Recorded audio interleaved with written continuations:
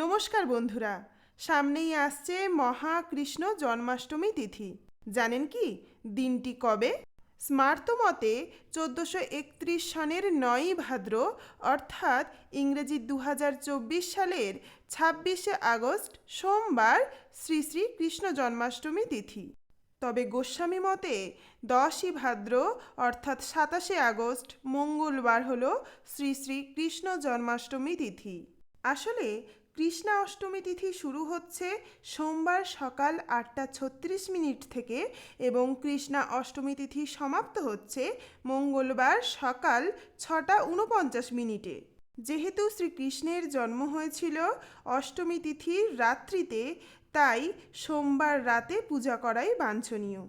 খুব শীঘ্র এই চ্যানেলে আসছে শ্রী শ্রীকৃষ্ণের জন্মলীলা কাহিনী, তাই এখনই সাবস্ক্রাইব করুন সনাতনী কথা বাই রূপা।